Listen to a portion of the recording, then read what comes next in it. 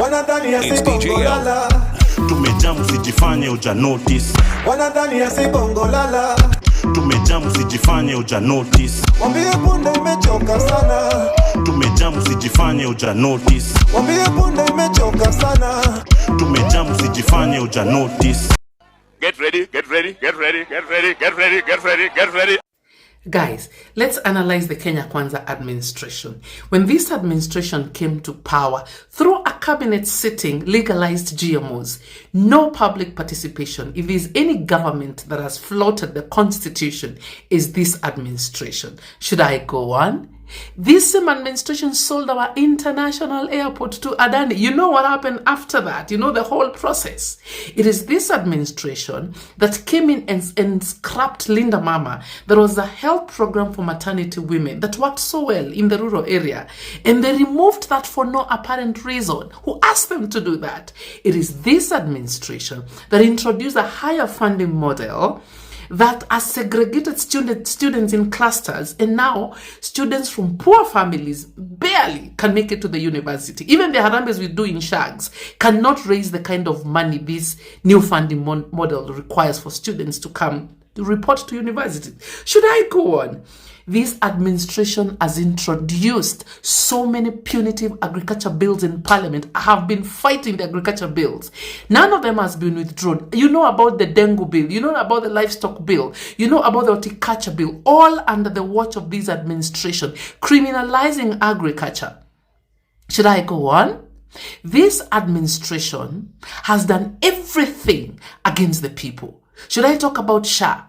I know the NHIF was not working well, a bit of corruption here and there. This scrapped NHIF introduced SHA that is far-fetched with an amount of 104 billion that goes to systems in a country that can't pay doctors, in a country that doesn't have machines, required machines like the cancer machines in hospital, and this SHA has not been working. And if you follow the story of SHA, let me not go on because I want to do small videos. This administration shot itself on the foot. It's not us, it's not Kenyans. I'm doing this video and I'm going to do a part 2 and a part 3 so that you realize why Kenyans have problems with the Kenya Kwanza administration. Kenyan pilot was killed in an attack by the Sudanese army at an airstrip controlled by the RSF. Pilot was supposedly on a covert mission supplying personnel and military hardware to the RSF. Here's the thing, I know Sudan filed a case against UAE. I know the ICJ declined the case. But reputation is something you're going to carry with you for a long time. There's a genocide going on in Sudan. And to me, neither the Sudanese army nor the RSF are in the right. Both sides are killing civilians. The Sudanese revolution was about democratic choice, not military rule. But given the nature of politics, the Sudanese army are the legitimate government, meaning we're supplying weapons to the rebels and destabilizing their country. Might not be affecting us now, but sanctions might come later. Locally, you're being told to comply and there's direct consequence. It affects you directly. You've come out to the streets, you've even died, but they don't want to address the corruption. Instead, they want to keep you in their theater. I'm going to say it again. Kenyans, wake up. Good morning, my lovely people. You know, there's something that is happening in this country that is really sad. I know you know Kabete campus, you know Kenya School of Government, Lower Kabete as you go up, approved school, that area. There is the Ministry of Agriculture Land. The people that live that side, that area, we call it Kwandume. You know, where they do harvesting of, the artificial insemination for cows. There's a huge section of land there that belongs to the Ministry of Agriculture. And you know what is happening on that piece of land right now? It's huge. It's valued at billions because that place is prime. This is what is happening there. So they've taken the Ministry of Agriculture land and they're now putting up affordable housing on that piece of land. So this government is taking any available government land and doing affordable housing. This affordable housing, funded by housing levy, houses built on public land and are supposed to be sold to people, funded by a levy that the government itself calls a tax. everything around that affordable housing initiative is already illegal. It's an illegal, everything is illegal. And now they're taking lands that are so precious to other ministries. Research lands, expansion lands on agriculture. You know how agriculture is important to this country. So they're taking those lands and putting affordable houses there. Look at this. And these people are oiled because those buildings are coming up in supersonic speed. What is affordable about these houses? Who is going to buy those houses in the first place?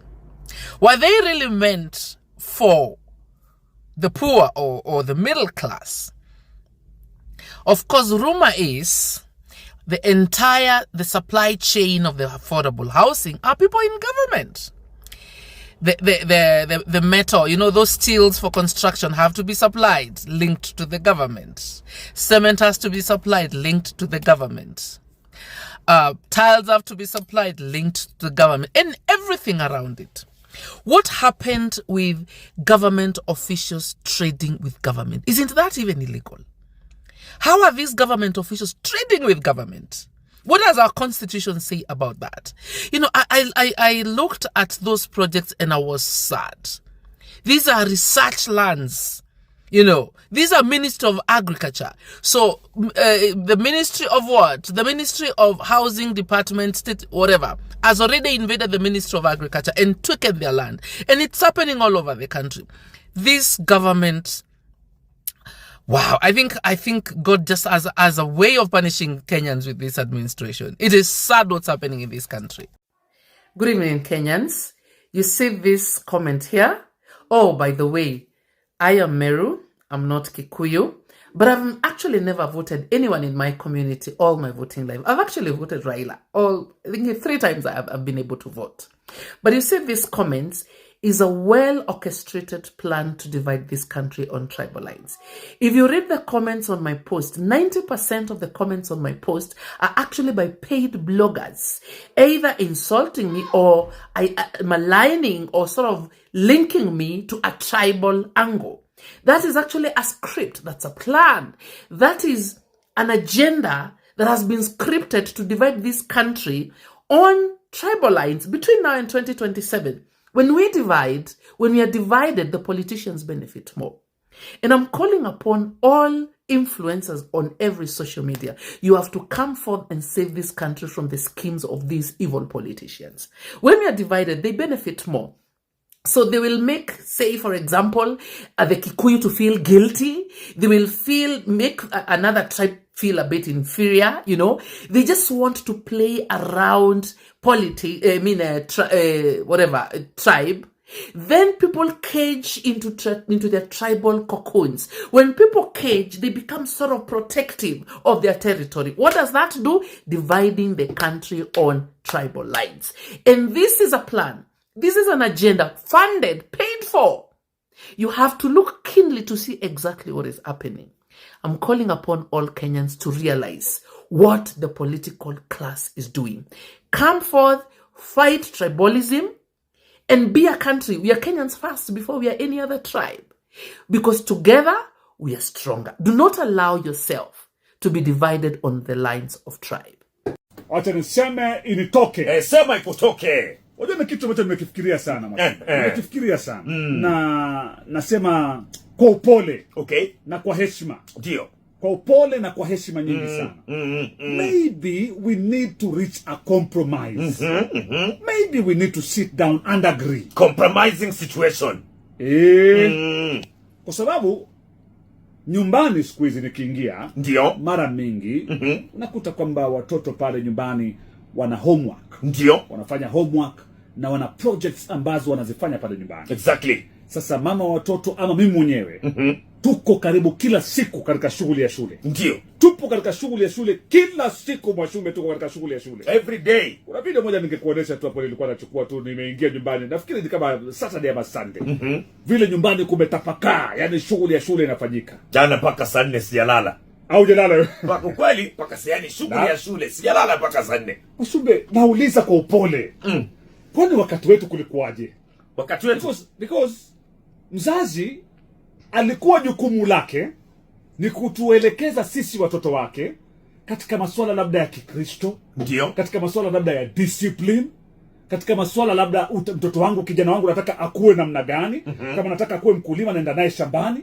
Kama nataka ashike biashara yangu, naenda naye katika duka langu kumfunza biashara yangu. Yaani mzazi alikuwa na majukumu ya kinyumbani.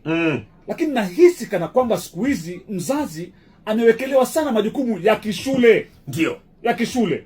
So mtoto anapata shuleni, alafu anakuja nyumbani pia bado anapata shule nyumbani. Ndio. Can we agree that shule ibaki shule, alafu nyumbani pia mzazi ana jukumu kubwa la kumuelekeza mtoto kinyumbani? Ndio. Can we agree so that mzazi kama mimi nataka kumkuza mtoto wangu awe mtangazaji. Wewe umeniweka pale tu na mambo ya shule tu. Kila uchao mimi nina mambo ya shule tu nyumbani pale. Niwache nitoke na mtoto wangu, nimlete Radio 47 huku, tuzunguke naye, nimwambie masuala ya utangazaji, tutoke naye hapa. Kama nataka awe mfanyabiashara wa car wash ama restaurant, naenda naye kule na mfunze mambo ya car wash ya restaurant. Lakini wazazi siku hizi hatuna hiyo time. Ni shuleni, shule nyumbani. Shule nyumbani. Majila pepa, luminous green, luminous red, luminous yellow. Kama si hapo si huko katika majani, coloring na kadhalika. Sometimes I don't mind it. It's okay. Because inanipatia pia time pia na kumwelewa ule mtoto zaidi. Ushaona, na kujua pia ueledi wake wa mambo umefikia upande gani. But sometimes I feel it's too much. It is. Sometimes I feel it is too much. And then sometimes pia I feel kwa ni masomo siku hizi amekuwa tu ni Manila pepa. Maanake Manila pepa na inatumika mzee. Ni kweli? Yani, can we do other things apart from Manila? Can we do other things? Manila imekuuzi. No,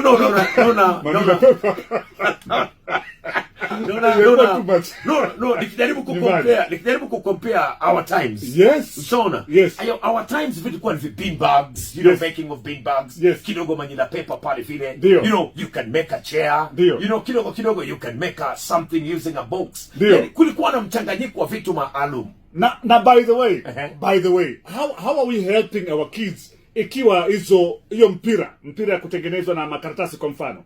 Yote tumeshona wenyewe. Sasa pia tunasaidiana kweli? Maanake hizo clock tunazitengeneza sisi wazazi. Mimi nasema bwana, leo imekutoka. Kwa mpigo tena zaidi. Majamaa, sijui kama mpata hii dada. Mimi nakwambia uko mabe, siasa huko sasa imekuwa stani bad we bad. Yaani uko kuna kubembelezana ni kuuski kitu hiko. Wewe sajua. Last week but one, ule mbunge wa pale Kaspul, ufujwe Kaspul iko area mabe. Huyo mjasti alimanyuriwa hapa Ngong Road. Wewe sajua, hata wajasti hawajatulia.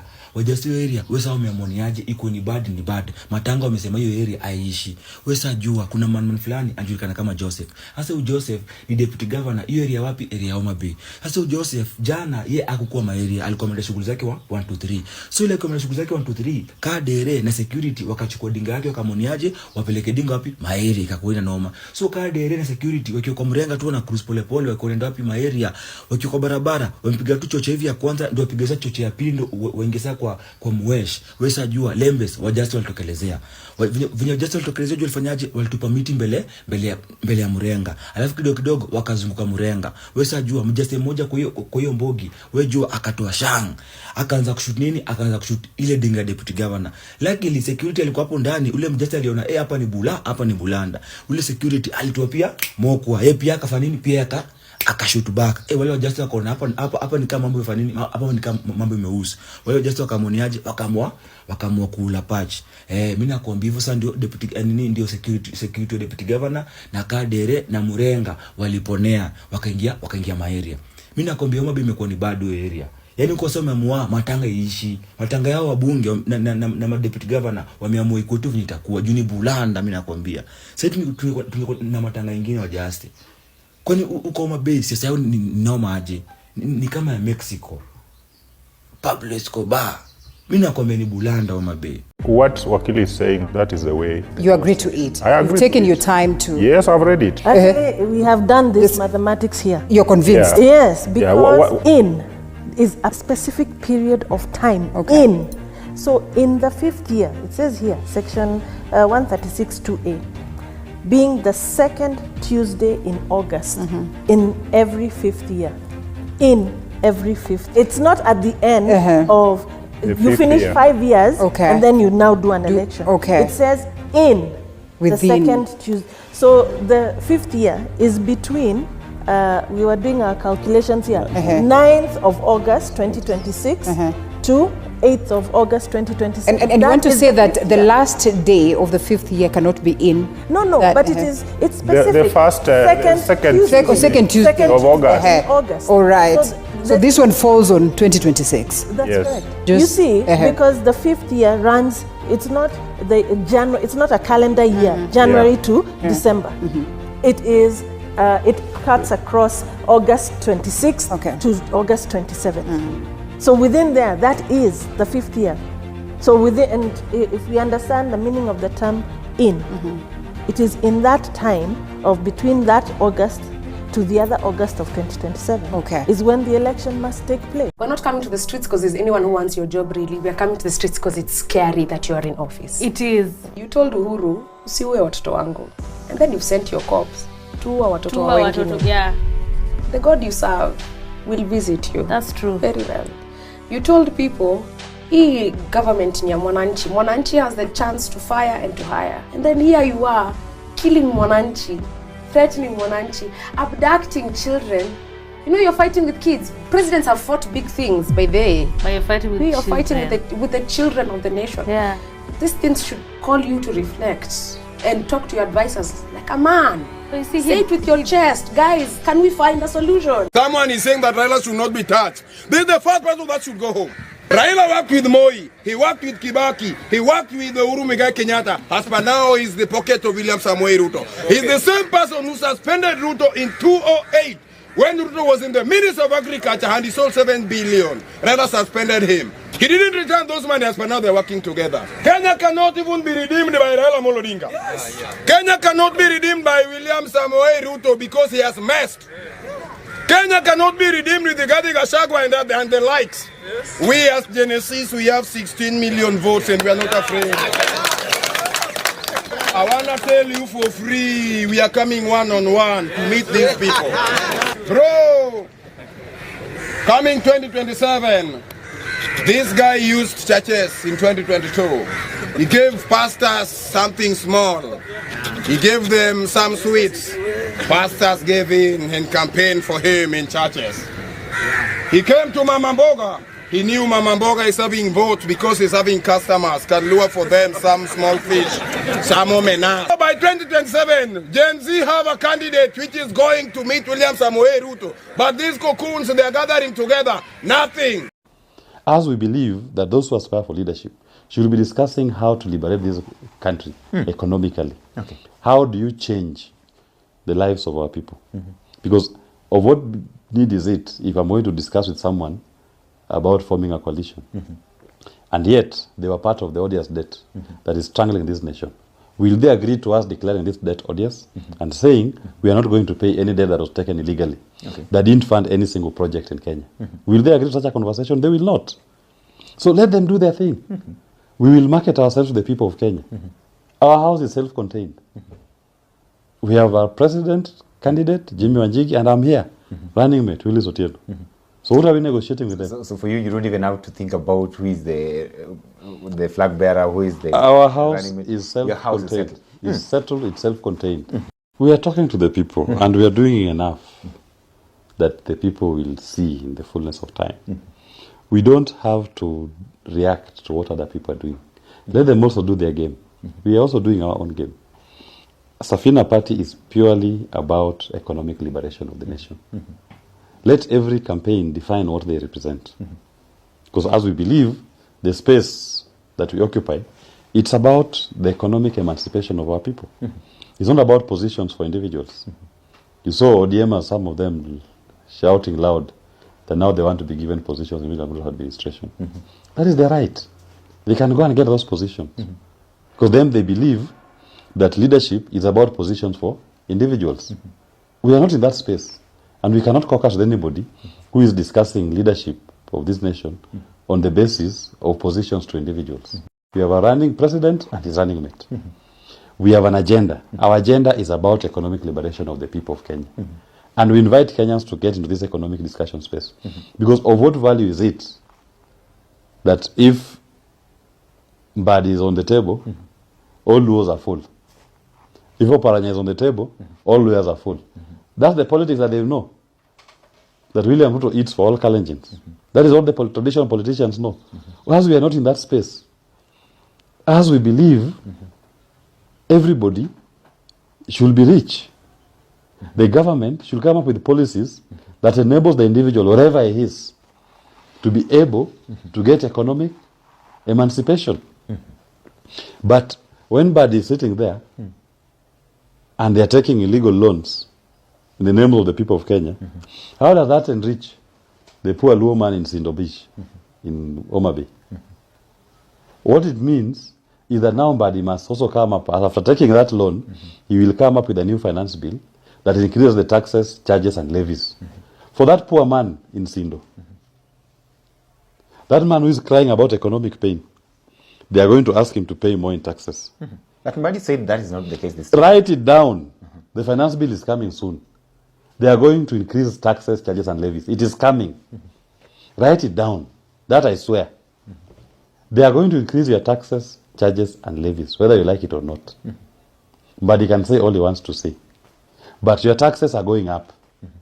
But your earning has not increased. Is it a must that the government has to come up with another finance bill? But they have to finance their budget. How will they finance it? Already they have told you that their budget for this coming financial year is going to be 4.7 trillion. Yeah. So how will they finance it? Their collections today, on average, on revenue, you are averaging 160 billion per month. Your collections are barely hitting 2.1 trillion. Your debt finance for this year was going to be 1.9 trillion. Next year, your debt payment is at 2.1 trillion.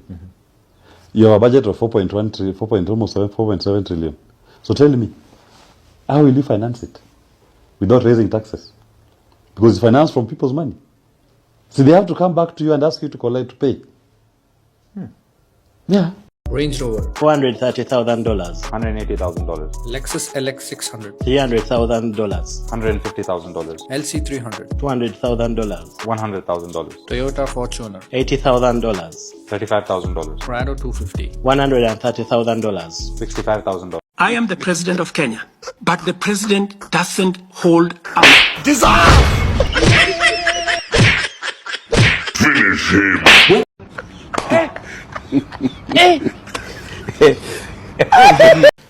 Matiang'i has never been the candidate of any young people. I'm shocked someone thinks Matiang'i is the candidate of any young person. Yeah. We know Matiang'i as the strongman of the Jubilee regime that put this country in extreme crazy debt, as the guy who occupied the office of the deputy president during the Jubilee regime. We know him as the strongman internal security minister. We know him for the Ruaraka land saga. No one knows Matiang'i for any good. Yes, exactly. And the killings during COVID and all of those things. So anyone who thinks Matiang'i is a savior, lost. Yeah. Kenyans, hawa ndio wakombozi. Same old monkeys, baboons, gorillas, different forests. Mama yangu, game over.